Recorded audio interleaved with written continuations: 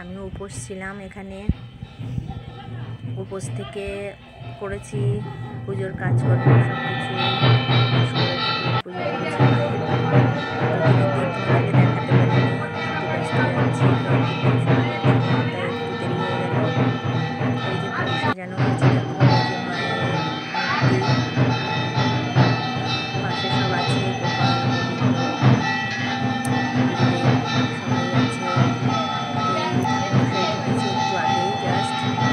ঢুকেছে। কেমন লাগছে মায়ের মুখটা বলো? এই যে ফল বানানো হবে তাই ধুয়ে রাখা হয়েছে। এই পাশেই দেখো বললাম আর এক ভাইয়ের ঘরে পাশেই এই মায়ের পুজো হচ্ছে। একই মা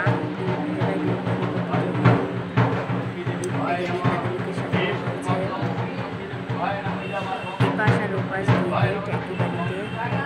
কেমন লাগছে মায়ের পুজো? দেখো, যতটা সম্ভব দেখানোর চেষ্টা করেছি। যারা উপোস করেছে পুজোর জন্য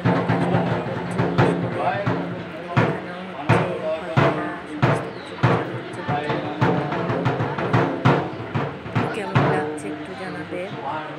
ঠাকুরের পুজো, মায়ের পুজো ভালো।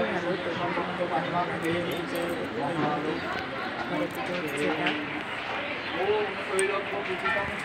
লাগছে একটু জানিও।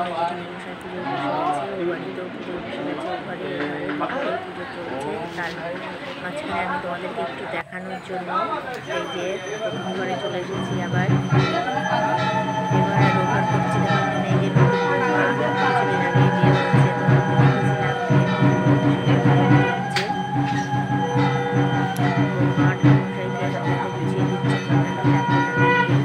আমরা সব বাইরেই বসে আছি। এই যে মা মশাকে মশা গাছে সাজানো হয়েছে, খোলা দেওয়া হয়েছে। এই যে মন্দিরের সামনে সব কিছু যতটা সম্ভব দেখানোর। এই যে শাশুড়ি বৌমাকে এগিয়ে দিচ্ছে, বাইরে সবাই বসে আছে, পাড়া প্রতিবেশী যারা পুজোর জোগাড় গোছান করছে সবাই আছে মোটামুটি।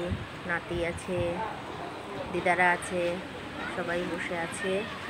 এই যে বৃন্দা দেবীকে এখানেও সাজানো হয়েছে, দুধকলা দেওয়া হয়েছে। দেখো মা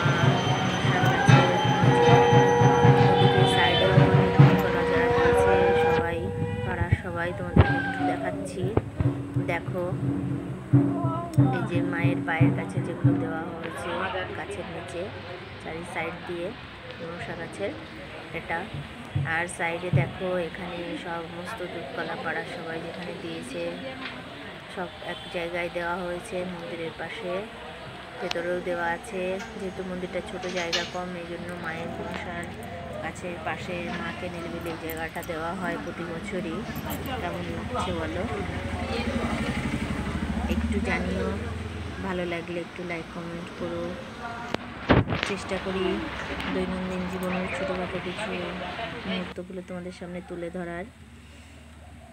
কেমন লাগছে? অনেক ভালোবাসা রইল। মায়ের আশীর্বাদে সবাই ভালো থাকো। আজকে এই পর্যন্ত, টাটা, পাশে থেকো।